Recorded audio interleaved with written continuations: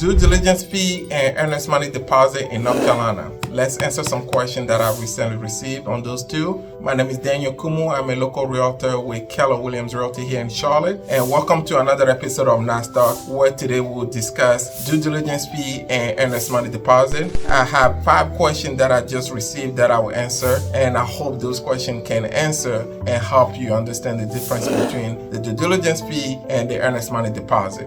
First question, am I required to put down due diligence fee and earnest money deposit? No, you are not required to put down due diligence fee and earnest money deposit. Those two will make your offer strong, yet you are not required to put down neither due diligence or earnest money deposit. I have a situation where the seller will accept your offer without due diligence fee, and there are situations where the seller will accept your offer without earnest money deposit. You are not required to put a due diligence or earnest money deposit down on your offer. Second question that I heard a lot, or I have heard this week: what is the amount that I should put down, or you think we can put down on due diligence, and what do you think we can put down on earnest money deposit? So there is no set amount that you need to put down. Those amounts are negotiated between the buyer and the seller. It is the amount that the seller will agree to take the house off the market, and you as a buyer are comfortable to put down. And in case of a due diligence, you decide to walk away,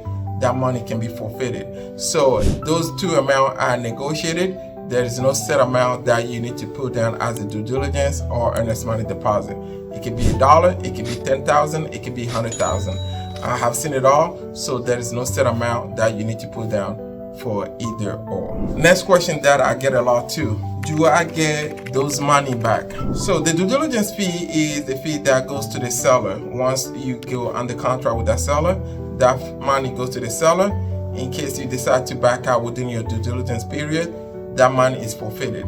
So if you go under contract, the fee is the check is written to the seller.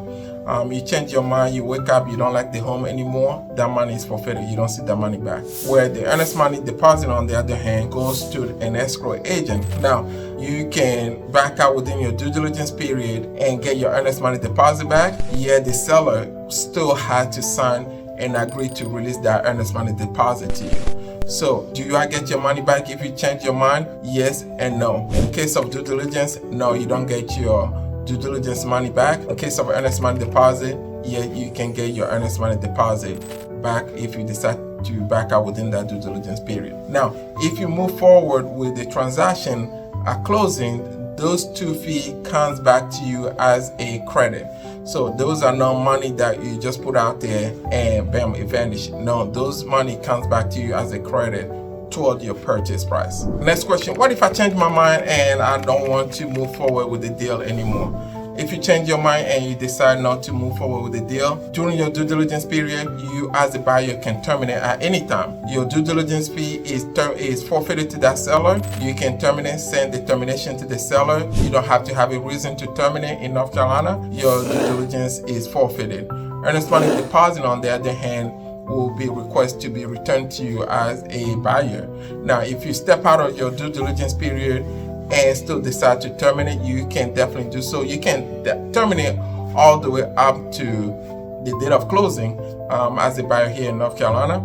Your earnest money deposit, in that case, the seller will have to agree to return that earnest money deposit to you. If the seller does not agree to return that earnest money deposit to you, then the escrow agent, in that case, will send the money to the court, where you will file, or the seller will file a small claim court if it's less than $10,000, or file a lawsuit, or will file a claim to get where the seller will file a claim to get that earnest money deposit. So the escrow agent will release the money if they have the consent from both buyer and the seller. But in case where they don't have the consent from either party, they will send the fund to the court, and the party will have to go to the court to file a claim to get that money, and have to go through a process of getting the fund.